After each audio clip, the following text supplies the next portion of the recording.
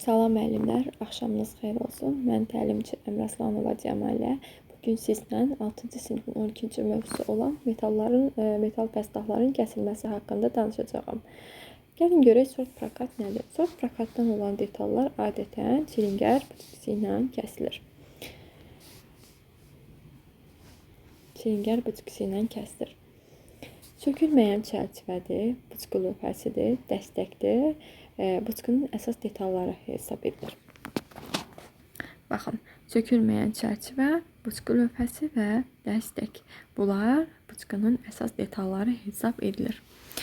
Hansı ki onlar şəkil verilibdir. Bizə şəkil 1, burada 3 olaraq qeyd edilibdir. Sökülməyən çərçivə 4 olaraq qeyd edilibdir və həmçinin dəstək bu şəkildə qeyd edilibdir.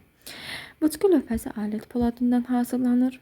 Uclarında 2 deşik olur. Nazik bir solaq şəklində təşkil edilir. Lövhənin bir və ya iki tərəfində, iki kənarında bir tərəfə meyllənmiş kəskin dişlər var. Görürsünüz? Bu istiqamətdə meyllənibdir. Bu tərəfə meyllənir. Bax, bu dişlərə fikir verin. Bir istiqamətdə bir tərəfə meyllənir. Bıçqı lövhəsi çərçivəyə ştiflərlə bərkidilir. Baxın, ştiflərlə bərkidilir və dartıcı qulaqlı qayka ilə dartılır. Baxın, bu başda qulağa oxşayan bir qayka var. Onun vasitəsilə dartılır. Bərkidilmə zamanı dişlər dəstəyə əks istiqamətdə yönəlir. Görürsünüz? Diqqət edin. Dəstəyin əksinədir dişlər. Fikir verin bu hissəyə. Lup altında verilibdir. Əks istiqamətdə yönəlir. Və bıçqı lövhəsinin gərilməsi də nə çox, nə də az olmamalıdır. Əks halda bu onun sınmasına səbəb ola bilər. Gərilmə də, yəni bu diş var ha. Bu diş deməli çərçivənin içərisində olur da. O da o gərilmə çox sıx olmamalıdır. Çünki onun deməli sınmasına səbəb ola biləcək amillərdəndir.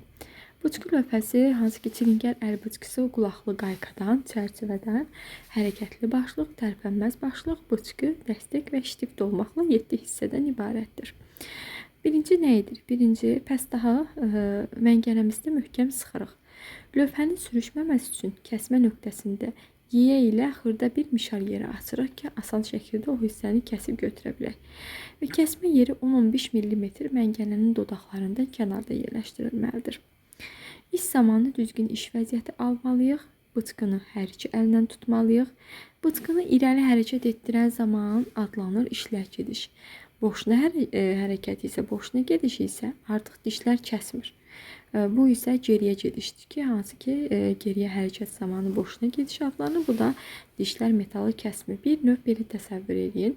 Mişar vasitəsilə oduncaq kəsirik. Nə edirik? Mişarı oduncağın üzərində önə, arxaya edirik. Önə eləyən zaman dişlər kəsir. Arxaya eləyən zaman boşuna gediş adlanır ki, bu zaman dişlər həmin hissəni kəsmir. Buna görə də işlək gediş zamanı bıçqını pəstaha yüngül sıxmaq, boşuna gedişdə isə sıxmadan hərəkət etdirmək lazımdır. Sort prakat nədir? Sort prakat, yəni yayma maşınlarının müxtəlif kəsimdə olan məmulatlarıdır. Hansı ki, bura armatur, zolaqlar daxildir.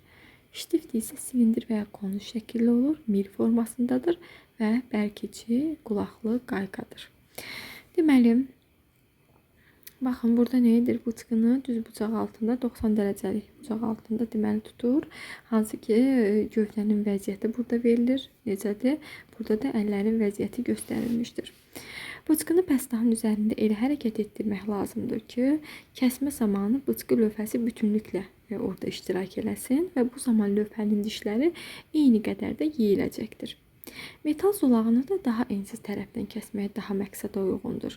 Çünki biri var qalın tərəfi, biri var nazik tərəf. Əlbəttə ki, nazik tərəfdən kəssə işimizi daha tez bitirmiş oluruq. Belə ki, zolağın qalınlığı bıçqı lövhəsinin 3 dişi arasındakı məsafədən az olmamalıdır. Bu nə deməkdir müəllimlər? Baxın, burada deməli daha yaxşı yaxınlaşdırım.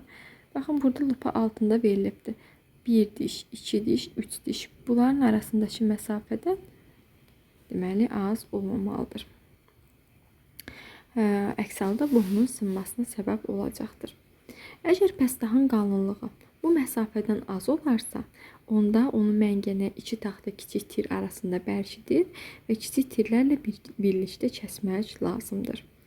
Əgər pəstağı daha böyük uzunluğa malik olarsa, çərçivə onun başlığına dirənərsə, onda buçqu lövhəsini çərçivəyə nəzərən 90 dərəcə bucaq altında döndərib işi davam etdirmək lazımdır. Hansı ki, söhbət buradan gedir. Müəssisələrdə metal lövhələri mexaniki buçqıdır, diskli və ya lentli mişarların və bucaqlı cilalayıcı maşınların köməyi ilə kəsirlər. Ancaq bəzən testlərdə zavodlarda deyilir nə ilə kəsilir. Zavodlarda gilyotinli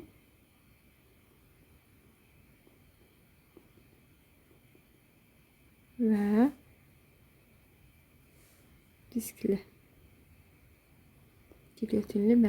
diskli mişarlarla kəsmək daha məqsədə uyğundur. Müəssisə deyən zaman mexaniki buçqalardır, diskli və ya lentli mişarlardır, bucaqlı cilalayıcı maşınlardır. Amma zavodlarda isə gilyotinli və diskli mişarlarla kəsirlər. Burada isə mexaniki buçqı verilmişdir. Burada isə mexaniki buçqı verilibdir və mexaniki buçqanın isə hissələri var ki, hansı ki bu kitabda çıxarılıbdır, ancaq köhnə kitablarda var. Mütləq şəkildə müəllimlər bunu bilməlidirlər ki, miqə və ya sertifikasiya düşən zaman asan şəkildə yadda saxlaya bilsinlər. Özül, masa, maşın məngənəsi, buçqu lövhəsi, elektrik mühərriki, hortum. Özül, masa, maşın məngənəsi, buçqu lövhəsi, elektrik mühərriki və hortumdan ibarətdir. Və burada təhlükəsiz iş qaydalarımız var ki, hansı ki mütləq pəstağı məngənədə möhkəm bərkitməliyik, səris dartınmadan işləməliyik, işləyərkən buçqanın dəstəyi saz olmalıdır, lövhə quyruq hissəyə yaxşı oturdulmalıdır, kəsməni sona yetirərkən buçqanı sıxmağa az güc sərf etməliyik, pəstağın kənar həmin o kəsilən hissəsini əli ilə tutmalıyıq. Metal yonqarını və buçqu ovuntusunu əli ilə süpürüb təmizləmək olmaz. Bu zaman xüsusi əlcəkdən və metal fırçadan istifadə etmək lazımdır. Asan sadə mövzularımızdan biridir. Diqqətlə qulaq asın. Uğurlar hər kəsə. Bəyənib, abunə olub, şərh bildirməyi unutmayın.